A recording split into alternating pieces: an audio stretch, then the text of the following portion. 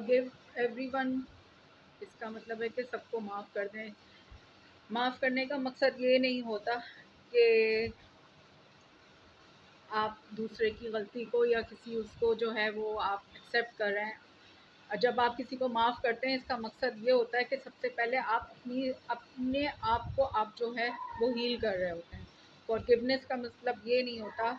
कि आप जो है किसी की नाजायज़ बात या किसी ने अगर आपको तकलीफ़ दी है, अननेसेसरी आपको तकलीफ़ दी है और आप जानते हैं कि उसने आपको तकलीफ़ दी है और आपको नुकसान पहुंचाया है, लेकिन आप फॉरगिव कर दिया करें, माफ़ कर दिया करें, क्योंकि जब आप माफ़ करते हैं तो वो सबसे पहले वो आप अपने आप को हील करते हैं। क्योंकि जब हम किसी को माफ़ नहीं करते हैं तो वो सबसे ज़्यादा हम अपनी बॉडी को और अपने आप को अफेक्ट कर रहे होते हैं और हमारी सोल जो है वो अफेक्ट हो रही होती है।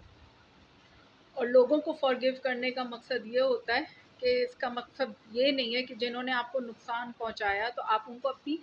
ज़िंदगियों के अंदर वापस लेकर आ रहे होते हैं, लेकिन इसका मकसद ये होता है कि आप जब अगर आप बेहतर समझते हैं कि अगर आप किसी इंसान ने आपकी ज़िंदगी को इतना डैमेज किया है कि आप अपनी ज़िंदगी में उसको वापस तो नहीं ला सकते, हाँ, लेकिन आप माफ़ कर दिया करें, क्योंकि जब वो आप उसको माफ़ कर देंगे तो आप रिलीज़ हो जाएंगे उस ट्रॉमा से जो आपके अंदर मौजूद होता है एक तकलीफ़ की सूरत में। क्योंकि जब हम वो तकलीफ़ को अंदर ही अंदर अपने रख रहे होते हैं तो वो हमारा ऑरा और हमारी जो हेल्थ है, हमारे ऑर्गन्स जो हैं वो डैमेज होते हैं। तो इसलिए बेहतर ये होता है कि आप माफ़ कर दिया करें, क्योंकि अल्लाह ताला की भी सिफ़त है कि वो सबसे बड़ा माफ़ करने वाला है। हम उसके साथ क्या कुछ दुनिया में हम इंसान करते हैं, लेकिन वो हमारे हर वक़्त कह रहा है कि मैं तुम्हें माफ़ कर रहा हूँ, और वो माफ़ी को पसंद करता है। जो इंसान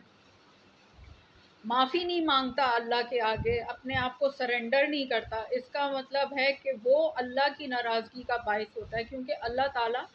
मांगने को पसंद करता है कि जो वो उससे के बंदों से और अल्लाह से माफ़ी मांग रहा होता है। क्योंकि हम लोग जो है, अब बहुत से दुनिया में ऐसे लोग होते हैं जो हमारी ज़िंदगियों से निकल चुके हुए होते हैं, ठीक है? तो आप अपने वो पास्ट में तो अब आप वापस जा नहीं सकते हैं और ना प्रेजेंट में वो आपके साथ हैं। तो आप उनको अपने दिल में, अपने दिमाग में आप माफ़ करके आप अपने आप को उस चीज़ से, उस तकलीफ़ से, उस मिज़री से आप अपने आप को निकाल देते हैं। तो सबसे बड़ा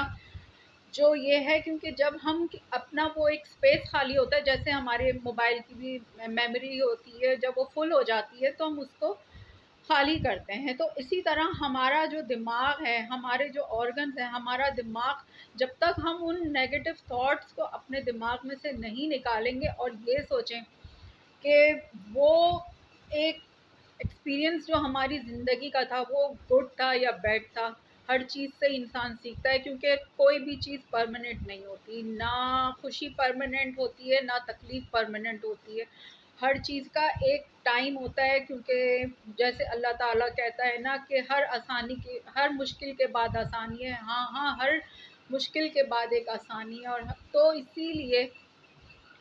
आप ये सोचें कि एक चैलेंजिंग टाइम जो अगर आपकी ज़िंदगी में आता है तो उससे आप क्या बन रहे हैं, वो आप नेगेटिव बन रहे हैं या आप उससे पॉजिटिव बन रहे हैं, आप उससे नेगेटिव चीज़ सीख रहे हैं या आप उससे पॉजिटिव चीज़ सीख रहे हैं। क्योंकि कुछ लोग, हर किसी को तो आप पूरी दुनिया में जो है वो नहीं कर सकते ना कि हर कोई आपको अच्छा समझे, ना हर कोई अच्छा आपको समझेगा और ना हर कोई आपको बुरा समझेगा। तो हर इंसान का एक अलग ट्राइब होता है। ये हम लोगों को ज़रूर समझना चाहिए कि ठीक है, हम हर एक को ना, पीपल प्लीज़िंग जो सबसे बड़ा इंसान का जो तकलीफ़ होती है ना, वो होती है कि पीपल प्लीज़िंग। अब आप हम ज़िंदगी में ये हमारी यहाँ चीज़ें सिखाई नहीं जाती और बताई नहीं जाती कि ये चीज़ें जो होती हैं,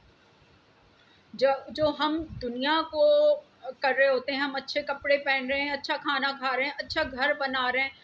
अपनी लिमिट से बाहर जाके जब लोग वो चीज़ कर रहे होते हैं सिर्फ दुनिया को दिखाने के लिए, एंड ऑफ द डे वो हमें ही तकलीफ़ दे रही होती है। क्योंकि लोगों को, किसी को कोई फ़र्क नहीं पड़ता कि अगर आज आपने दाल खाई है या आज आपने बिरयानी खाई है या आज आपने चरखा खाया है या आज आपने कोई लाखों रुपए का, हज़ारों का आज आपने ब्रांड